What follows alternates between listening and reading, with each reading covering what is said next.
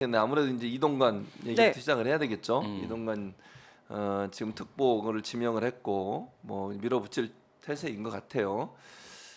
참 답답하다 그리고 황당하다 이런 네. 생각이 들고 저는 뭐 언론학자로서 더 화가 나고요.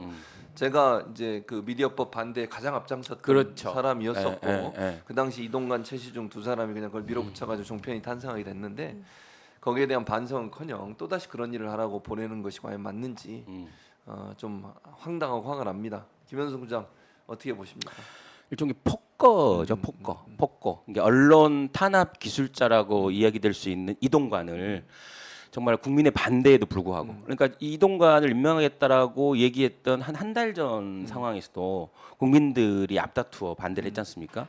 저는 기본적으로 이분이 이제 전문성도 떨어진다. 네, 그러니까 그렇죠. 예를 들면 전문성이 없어요. 뭐 사실은. 청와대가 얘기하듯이 세계적인 미디어 환경 변화에 따라서 이분이 글로벌한 공영방송인 NHK나 BBC처럼 만들어야 된다. 네. 근데 과연 이분이 아니 KBS가 이미 글로벌한 공영방송으로 자리매김하고 있는데 네. 그럼 어떤 걸 새로 만들겠다는 것인지 저는 이해할 수가 없고요. 네. 그래서 전문성도 좀 떨어진다. 그리고 지금 현재 뭐 언론학 교수로서 아시겠지만 미디어 환경이라는 게 어떤 기존의 레가시한 미디어들을 뛰어넘어서 뭐 OTT라든가 네. 어떤 스트리밍 서비스가 결국은 방송과 통신의 융합형 언론 환경으로 바뀌고 있는 상황에서 과연 13년, 12년 전에 뭐 그 청와대에서 언론 관련한 일을 했고 그 전에 뭐 동아일보라는 회사에서 기자 출신을 했던 이 사람이 그런 새로운 미디어 환경을 이해할 수 있을까? 그러니까 흘러간 물로 물레방아를 어떻게 돌릴 수 있겠습니까? 저는 이제 그거 부분도 문제가 있다고 보는 거고 일단 객관성과 중립성이 굉장히 중요하잖아요. 방통위는 그렇죠. 방통위 자체가 객관성과 그게 제일 중립성을 중요하죠. 가지고 있어야 하기 때문에 이 정당 활동에 대해서 되게 엄밀하게 보지 않습니까? 근데 어찌됐든 그 직전에 지금 대통령이 특보를 했던 사람이잖아요. 윤석열의 특보도 했고 그 전에 이명박 시절에 수석을 했고 대변인을 했고 이런 사람을 이 방통위원장으로 앉혀놓으면 정말로 방송과 통신을 자기 마음대로 하겠다. 그리고 언론을 이제는 완전히 그 주구로 만들겠다라는 게 아닌가 싶기도 하고요. 또한 이 도덕성의 문제도 아직도 해결되지 않은 부분이 있지 않습니까? 지금 아들의 학폭 문제가 뭐 해소됐다고 하는데 어떤 게 해소됐는지 잘 모르겠어요. 저는 결국은 당사자끼리 뭐 당사자가 중요하다고 하는데 일단 3명의 당사자가 있는데 그 한 명하고는 뭐 소통을 했다는 문자도 공개하고 막 그랬지만 네. 2명하고는 아무 뭐 얘기가 없는 거잖아요. 맞아요. 그리고 그 당시에 어찌됐든 석연찮은 부분이 있잖아요. 그 당시 뭐 검사가 손준성 검사 뭐 이런 얘기도 나오고 하는데 이런 부분에 대해서 본인이 얘기한 것도 없고 또 최근에 지금 그러니까 밝혀진 것 중에 하나가 그 부인이 어떤 인사청탁을 받았다라는 판결문이 나온 거잖아요. 그래서 이력서까지 받았다. 돈도 받고. 그 판결문이 있는데 지금은 뭐 이력서는 안 받았다. 뭐 이렇게 또 말을 바꾸고 있는 거잖아요. 좀 이런 부분들. 그러니까 전문성도 없고 그다음에 객관성, 중립성도 없고 도덕성도 안 되는 사람을 그리고 국민이 반대해요. 이걸 왜 지금 계속 국민하고 싸워보자는 것인지 겁이 없다. 5년짜리 대통령이 정말 겁이 없다. 본인도 그랬잖아요. 5년밖에 안 되는 대통령이 겁이 없다고 얘기했듯이 정말로 윤석열 5년짜리 대통령이 진짜 겁이 없다. 이런 얘기 하고 싶습니다. 네. 이경 부대변인은 어떻게 보셨어요? 이동관은 국민의힘이 아니고 윤석열 대통령이라는 사람이 어떻게든지 방통위원장에 앉히게 하고 싶은 사람. 제가 다른 방송에서도 얘기를 했지만 지금 제가 연합에서 하루아침에 바로 잘렸던 것이 장제원이 전화를 해서 바로 잘렸다라는 것이 그것도 몇 달 있다가 내부에서 이제 앵커 아나운서도 같이 잘렸거든요. 그래서 이경 잘린 건 관심이 없었겠죠. 그들은. 그런데 그 앵커까지 왜 잘렸을까 그걸 알아보다 몇 달 뒤에 장제원 전화 한 통으로 이렇게 쉽게 잘리는구나라는 거였습니다. 저는 이재명 공기 지지에서 바로 잘렸습니다. 네, 알아요. 네, 그런 것 같아요. 이렇게 상식선을 벗어나서 행동을 무조건 할 수 있는 사람. 국민이 아무리 비판을 해도 그렇죠. 니네들이 뭔데 이렇게 할 수 있는 사람. 지금 아까 국민이 그 반대한다고 하셨는데 60% 이상 넘는 국민들께서 지금 반대를 하고 계세요. 예. 그럼에도 불구하고 그냥 계속 추진을 하는 겁니다. 이건 윤석열하고 케미가 아주 잘 맞는 사람을 골랐다고 생각을 합니다. 근데 저는 이동관은 이미 국민들께서 반대를 하고 그럼에도 불구하고 진행을 그냥 합니다. 그럼 저는 민주당 얘기를 조금 하고 싶어요. 민주당 방통위원장의 이동관을 앉히겠다. 그럼 민주당은 지금 방통위가 이제 5명이 총원 구성인 거고 그 국민의힘 쪽 사람이 3명, 민주당 의원 쪽이 이제 2명 구성이 이렇게 지금 크게는 되잖아요. 근데 3대2. 지금 3대2 구조인데 맞아요. 지금 민주당에서는 김현 전 의원이 그렇죠. 이제 방통위로 됐고 최민희 의원은 국회에서 다 통과가 됐는데 임명을 안 하고. 임명을 안 하고 그러니까 이유도 없이 임명을 안 하고 있는 상황입니다. 근데 제가 최근에 이제 이것은 다 없어진 문제인데 이 없어진 문제 무엇이 거론됐냐? 그러면 김현 의원도 그냥 다 사퇴하고 최민희 의원도 사퇴하고 김현 의원 다음에 또 어떤 분이 이렇게 거론이 됐더라고요. 민주당 추천 몫으로 제가 이거는 최진봉 아닙니까? 제가 그런 교수님 얘기 하지 말라고요. 교수님 이름이었으면 벌써 얘기를 했을 텐데 그분 성함은 제가 알고 있습니다. 그렇지만 교수님 이름이 아니어서 제가 굳이 거론은 안 최진봉 하는데 같은 사람이 예, 가야 되는데. 그런데 그래서 민주당 망한 거예요, 민주당이. 맞아요, 진짜. 근데 민주당 내에서 망하긴요. 민주당이 뭐가 망해요? 아니 방통위원 선임 과정이 그러니까. 문제라는 거야. 맞아요. 그러니까요. 이게 크게 근데 아무튼 문제야. 다 그러면 사퇴시키자. 여기를 아예 무력화시키자. 이렇게 얘기를 하는데요. 이게 법적으로 가능하냐? 그거 모릅니다. 그러니까 지금 시행령으로 다 어떻게든 꼼수로 하잖아요. 그럼 그쪽이 세 명이서 의결기구가 다 될 가능성도 있습니다.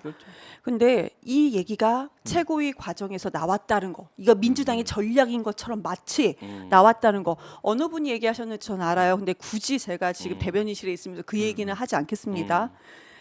참 한심한 대책을 그것도 대책이고 전략이라고 했다. 그래서 대표가 물어보면 그 전략 괜찮냐 물어봤더니 이동관이라는 사람은 지금 어차피 모든 언론인들이 반대하는 말도 안 되는 행태를 할 것이다. 그러면 우리가 이렇게 아예 나와서 밖에서 투쟁하는 모습을 보여주는 게 괜찮다.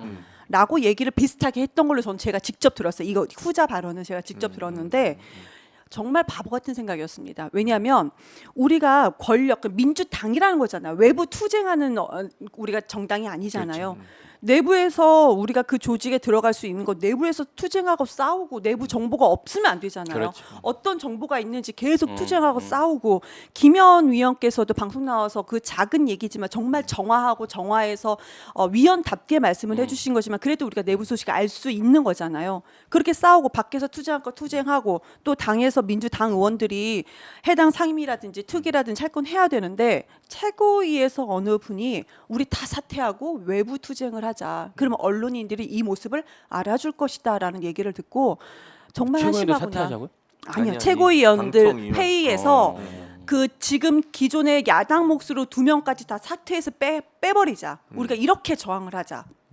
그러면 의결 정족수가 안 맞기 때문에 의결되지 않을 수도 있다. 이렇게 얘기를 하는 거예요. 근데 그거는 법적으로 해석이 불가능하거든요. 분리증수 3명이 본인 의결했잖아요. 할 수가 있어. 세 그러니까 세 명이면 명이서. 할수 네. 있어요. 그러니까 이게 사실은 원래 어디서 처음 나왔냐? 언론 노조에서 처음 나온 거예요. 아, 그거 이 아니에요? 제안이. 그러니까 언론 노조에서 처음 나왔는데 한 가지만 이제 제가 좀 수정을 하면 이경 부대변인 얘기 중에 3명이라고 하는데 아예 위원장. 국민의힘 추천목도 통과를 안 시키는 거야. 국회에서. 그러면 이번에 8월 23일 날 김현 의원뿐만 아니라 김효재 그렇죠. 의원도 지금 임미가 끝나요. 끝나니. 근데 그러면 국민의힘이 추천을 하면 국회 본회의를 통과를 해야 되는데 그렇죠. 민주당이 아예 거부를 해버리면 통과를 못 둘다안 하게 돼. 되니. 그럼 2명이 되는 거야. 그러니까요. 이동관하고 이상인. 이상인 네.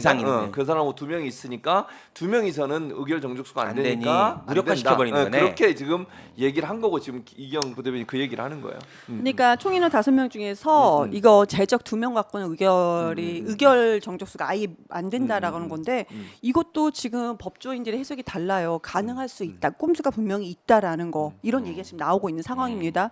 말도 안 되는데도 상위법, 모법을 다 반대로 해서 시행령으로 다 추진하는 그런 윤석열 정권이잖아요.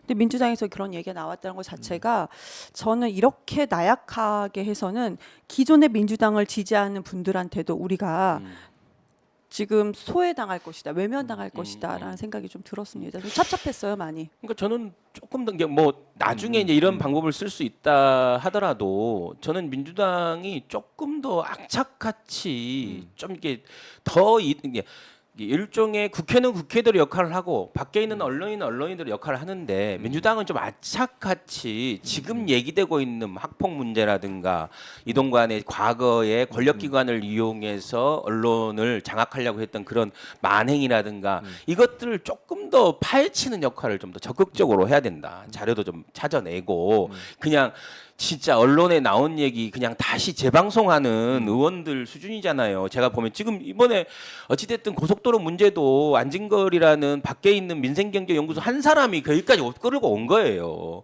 저는 국회에서 보좌관 데리고 의원직 하시는 분들이 좀 더 악착같이 이 사건에 대한 어떤 실체적 진실을 적극적으로 밝히면 국민들의 분노가 더 끌어오를 수 있고 국민들의 어떤 저항이 더 끌어올 수 있거든요. 근데 저는 그냥 계속 그 앵무새 같이 언론이 얘기하는 정도를 계속 반복하는 의원들 별로 의미가 없다라고 개인적으로 봐요. 그러니까 근데 그거는 어차피 국회에서 할 예, 예, 문제고 국회에서. 이경 부대변인 얘기한 문제는 이제 방통위 구성을 어떻게 할 거냐의 문제인데 그럼 제가 이제 언론 노조 입장에서 반론을 얘기할 테니까 이경 부대변인한테 질문을 해볼게요. 그럼 만약에 우리가 두 명을 한다면 최민희 지금 전 의원 같은 경우에는 대통령 임명을 안 하고 있어요. 그렇죠. 제가 볼 때는 이제 이 대통령실에서는 법적으로 문제가 있다고 주장을 하면서 안 하고 있기 때문에 안 할 가능성이 높다고 봐요. 그럼 한 명을 추천할 수 있어요. 네. 그럼 3대1 구조가 되는 거예요. 그 구조에서 과연 그러면 그 한 사람이 가서 이거를 그러니까 방통위 지금 뭐 KBS 이사장을 아마 바꿀 예정인 것 같고요. 그렇죠. 제 생각은 그렇고 MBC나 KBS도 민영화할 가능성이 있고 네. 그리고 이제 사장 바꾸려고 할 텐데 과연 이걸 물리적으로 막을 수 있을까? 이런 이제 의문이 생기는 거잖아요. 그래서 방법을 찾는 게 언론 노조에서는 방통위 자체를 무력화시켜서 아예 이동관이 아무 일도 못하게 만들자는 대안으로 내놓은 거예요. 거기에 대해서 이제 아까 얘기했듯이 민주당이 더 싸워야 된다고 얘기했는데 그러면 3대1 구조로 간다고 하면 민주당의 그 위원이 누가 됐든 그렇게 할 수 있을까 이런 이제 의문이 생기거든요. 어떻게 그러니까 3대1 생각하세요? 구조든 아니면 우리가 아예 다 나와서 의결 종수가 맞지 않는다 하더라도요. 지금 우선은 우리가 확답이 하나 있어야 돼요. 그러면 의결 종족수가 맞지 않아 두 명으로서는 그래서 아무것도 방통위에서 할 수가 없다라는 확신한 전제가 있어야 합니다. 우리가 급하게 이걸 선택할 수는 없어요. 확실한 전제가 있어야 돼. 근데 그 전제가 지금 없다. 법조인들 사이에서는 가능하다, 불가능하다가 다 나눠집니다. 그럼 당 입장에서 확실히 해야 됩니다. 근데 만약에 의결을 하게 된다 할 경우에 의결이 가능하다 할 경우에는 민주당은 그 내부에서도 아무 정보도 없습니다. 그러면 나중에는 윤석열 대통령이 마음대로 한 이 사람이 욕을 먹는 것이 아니고 중간에 포기한 듯한 그림을 보여주는 민주당이 정말 민주당원들한테도 외면받고 아니면 일반 국민들 민주당을 지지했던 국민들한테도 외면을 받을 것이다라는 겁니다.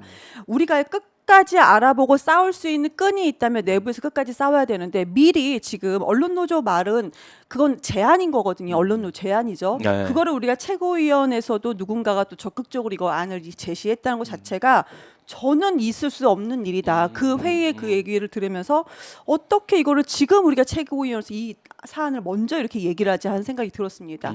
싸울 수 있는 구조가 되면 끝까지 싸워야 되죠. 내부 정보를 우리가 알 수 있는 상황이 됐으면은 이 3대1 구조요. 안 되죠. 그렇지만 지금 국민이 봤을 때 지금 현재 김현 위원이 되게 무능해서 지금 민주당이 밀리고 있구나. 이렇게 봅니까?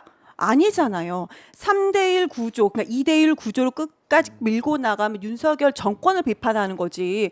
한 명 있는 그 김현 위원을 우리는 민주당과 국민들은 비판하지 않아요.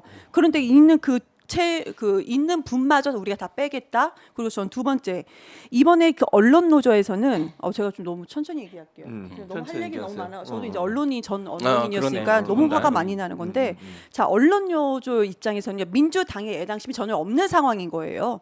본인들의 입장에서 이 안을 제시한 거예요. 법적인 해석 또 책임도 언론 노조는 없습니다. 그 모든 책임은 민주당이 지는 겁니다.